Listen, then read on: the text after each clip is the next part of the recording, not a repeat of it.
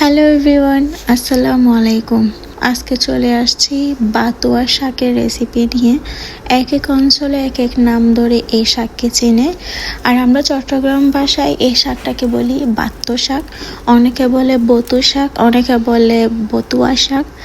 আপনি কী নামে চেনেন অবশ্যই কমেন্ট বক্সে জানাবেন।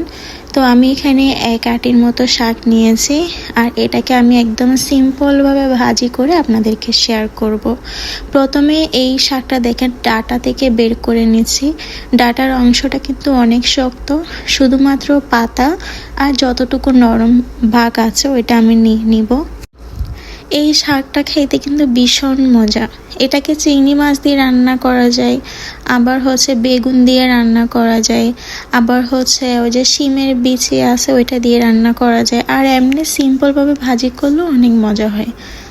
তো দেখেন এই ডাটাগুলো আমি ফেলে দিচ্ছি, এগুলো অনেক শক্ত টাইপের। আর এই পাতাগুলো নিছি, এখন এগুলো ভালোভাবে ধুয়ে নেব, কারণ এখানে অনেক বালি আছে। আর এই শাকের মধ্যে অনেক ভালো একটা স্মেল থাকে, যেটা আমার অনেক ভালো লাগে। এই যে দেখেন ভালো করে ধুয়ে নিছি, এখন কুচি কুচি করে কেটে নিব। মাছ মাংস না খেয়েও থাকা যায়, কিন্তু শাক না খেয়ে থাকা যায় না, কারণ শাকের মধ্যে রয়েছে অন্যরকম একটা ভালোবাসা, যেটা আমরা মেয়েরাই বুঝি। তো এখন ভালোভাবে কুচি করে কেটে নিচ্ছি। এগুলো রান্না করার পর একদম অল্প হয়ে যাবে। কুচি করে কেটে নেওয়ার পরে দেখেন একটা ফ্যানে আমি এই শাকগুলো দিয়ে দিচ্ছি, একটু সিদ্ধ করে নেব কোনো পানি ছাড়া। তো এখানে দিয়ে দিচ্ছি কয়েকটা কাঁচামরিচের ফালি, তারপর দিয়ে দিব স্বাদ মতো লবণ, আর কোনো কিছু দিব না। এখন চুলায় বসিয়ে একটু নেড়ে চেড়ে নিব। নাড়াচাড়া করার মধ্যে দিয়ে কিন্তু এখান থেকে পানি অনায়াসে বের হয়ে আসবে, সেটা আমি আপনাদেরকে দেখাবো। এই যে দেখেন শাক থেকে কিন্তু একটা পানি আসছে, এই পানিতেই এই শাকটা সিদ্ধ করব, একটু নরম ভাব করে নিব আর কি। অনবরত নাড়তে হবে, কারণ নিচে দিয়ে কিন্তু পাতাটা লেগে যেতে পারে। এখন আমি শাক তুলে নিয়ে সেম ফ্যানে একটু তেল দিয়ে দিচ্ছি, এরপর দিয়ে দিচ্ছি রসুন আর পেঁয়াজ কুচি, আর দিয়ে দিচ্ছি 2টা শুকনো মরিচ।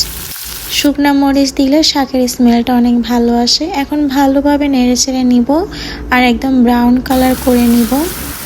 এই বতুয়া শাক কে কীভাবে খেতে পছন্দ করেন অবশ্যই কমেন্ট বক্সে জানাবেন। এই যে দেখেন আমি কি কালারটা নিয়ে আসছি, একদম ব্রাউন কালার। এখনই এই শাকগুলো দিয়ে দিব। এই তো শাকগুলো দিয়ে দেওয়ার পরে পেঁয়াজ রসুনের সাথে 2 থেকে 1 মিনিট একটু ভেজে নিব।